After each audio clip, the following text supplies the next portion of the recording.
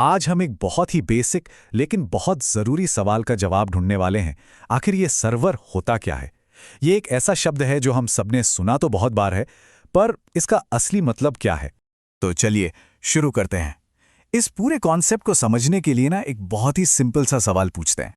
कभी सोचा है कि जब हम YouTube पर कोई वीडियो देखते हैं या Google पर कुछ सर्च करते हैं, तो ये वेबसाइट्स आखिर चल कहाँ रही होती हैं? क्या ये हमारे कंप्यूटर या फ़ोन पर चल रही हैं?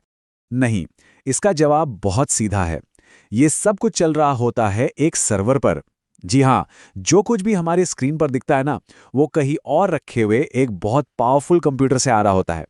तो सवाल यह है कि आखिर ये सर्वर है क्या भला? देखिए, इसकी डेफिनेशन बहुत सिंपल है। सर्वर बस एक कंप्यूटर है जो दूसरे कंप्यूटर्स को सर्विसेज या डेटा देता है, और वो दूसरे कंप्यूटर्स, जैसे हमारा लैपटॉप या फ़ोन, क्लाइंट्स कहलाते हैं। मतलब ये एक गिव एंड टेक वाला रिश्ता है। सर्वर डेटा देता है और क्लाइंट डेटा मांगता है। सिंपल, एक देने वाला, एक मांगने वाला। इस क्लाइंट सर्वर के रिश्ते को और भी आसान बनाने के लिए चलिए एक रियल वर्ल्ड एनालॉजी लेते हैं। एक रेस्टोरेंट की मिसाल। ये इसे समझने में बहुत मदद करेगी। सोचिए, हम एक रेस्टोरेंट में हैं। हम यानी कस्टमर हो गए क्लाइंट। जब हम खाना ऑर्डर करते हैं तो ये बिल्कुल वैसा ही है जैसे हम डेटा रिक्वेस्ट कर रहे हैं। अब किचन यहाँ सर्वर का काम करता है। वो हमारे ऑर्डर को प्रोसेस करके खाना तैयार करता है और आखिर में वेटर हमें खाना सर्व करता है। ये हो गया सर्वर का रिस्पॉन्स। रिक्वेस्ट, प्रोसेसिंग और रिस्पॉन्स। सिंपल। ठीक इसी तरह जब हम YouTube पर किसी वीडियो पर क्लिक करते हैं तो हमारा कंप्यूटर, जो कि क्लाइंट है, YouTube के सर्वर से उस वीडियो की रिक्वेस्ट करता है। चलिए अब इस रेस्टोरेंट वाली एनालॉजी से आगे बढ़ते हैं और देखते हैं कि असल डिजिटल दुनिया में ये सर्वर्स कैसे काम करते हैं, YouTube से लेकर बड़े-बड़े डेटा सेंटर्स तक। असलियत तो ये है कि जब भी हम YouTube, Instagram या Amazon जैसा कोई भी ऐप इस्तेमाल करते हैं, हम असल में एक सर्वर से बात कर रहे होते हैं। हमारा हर एक लाइक, हर एक कमेंट, हर एक खरीद, ये सब एक रिक्वेस्ट है जो एक सर्वर को भेजी जाती है। तो अब अगला सवाल मन में यही आता है कि भाई, ये सारे सर्वर्स हैं कहाँ? क्या ये कहीं हवा में तैर रहे हैं? नहीं, सर्वर फिजिकल मशीनें होती हैं और इन्हें आमतौर पर डेटा सेंटर्स नाम की बहुत बड़ी स्पेशली डिजाइन बिल्डिंग्स में रखा जाता है। सोचिए, इन इमारतों में हजारों लाखों सर्वर्स भरे होते हैं। और हम यहाँ किसी छोटी मोटी चीज की बात नहीं कर रहे। गूगल, Amazon, माइक्रोसॉफ्ट जैसी बड़ी बड़ी टेक कंपनियां पूरी दुनिया में विशालकाय डेटा सेंटर्स चलाती हैं। यही तो इंटरनेट की असली रीढ़ की हड्डी हैं। हाँ, एक और बात जानना जरूरी है कि सारे सर्वर एक जैसे नहीं होते। अलग अलग काम के लिए अलग अलग तरह के सर्वर होते हैं। जैसे वेब सर्वर्स, ये हमें वेबसाइट दिखाते हैं। डेटाबेस सर्वर्स एक बहुत बड़े डिजिटल फाइलिंग कैबिनेट की तरह होते हैं जो हमारी इंस्टाग्राम फोटोज जैसा सारा डेटा स्टोर करते हैं। एप्लीकेशन सर्वर्स किसी भी ऐप के पीछे का दिमाग होते हैं जो सारा कॉम्प्लेक्स लॉजिक संभालते हैं।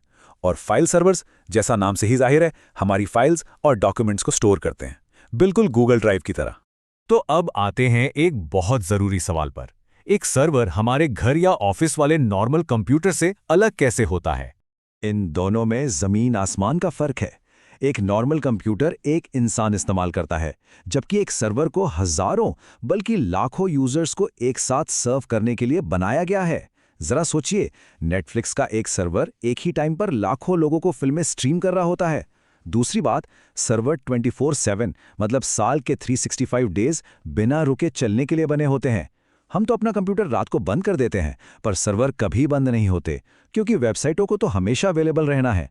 परफॉर्मेंस की बात करें तो इनमें बहुत ज़्यादा CPU और रैम होती हैं ताकि ये इतनी सारी रिक्वेस्ट हैंडल कर सकें।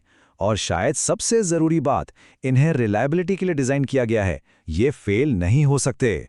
तो अब तक ये तो साफ हो गया होगा कि सर्वर सिर्फ पावरफुल कंप्यूटर्स नहीं है। ये असल में पूरे इंटरनेट की वो रीढ़ की हड्डी है जो हमें दिखती नहीं। ये बात इस पूरी कहानी का सार है। सर्वर इंटरनेट की रीढ़ हैं। इनके बिना इंटरनेट का वजूद ही नहीं होता। हम ऑनलाइन जो कुछ भी इस्तेमाल करते हैं, वेबसाइट से लेकर मोबाइल ऐप्स तक, सब कुछ इन्हीं सर्वरों पर चलता है। और हाँ, जब हम क्लाउड कंप्यूटिंग की बात करते हैं, जैसे AWS, गूगल क्लाउड या Azure, तो हम असल में क्या इस्तेमाल कर रहे होते हैं? हम इन्हीं बड़े बड़े डेटा सेंटर्स में चल रहे पावरफुल फिजिकल सर्वर्स का एक छोटा सा हिस्सा किराए पर ले रहे होते हैं। इन्हें ही वर्चुअल सर्वर्स कहते हैं। इसका मतलब ये हुआ कि हमें फिजिकल मशीन मैनेज नहीं करनी पड़ती।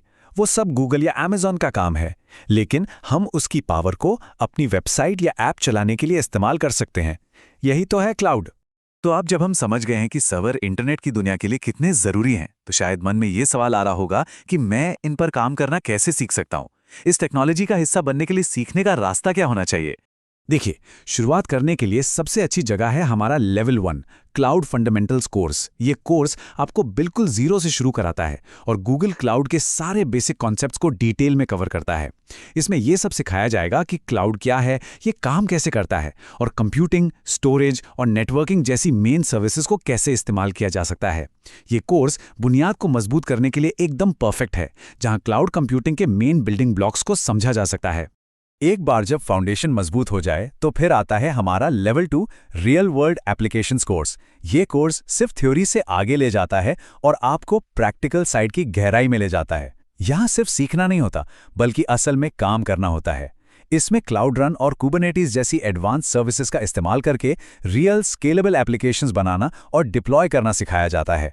ये कोर्स उन प्रैक्टिकल रियल वर्ल्ड स्किल्स को पाने के लिए है जिनकी आज इंडस्ट्री में बहुत ज़्यादा डिमांड है।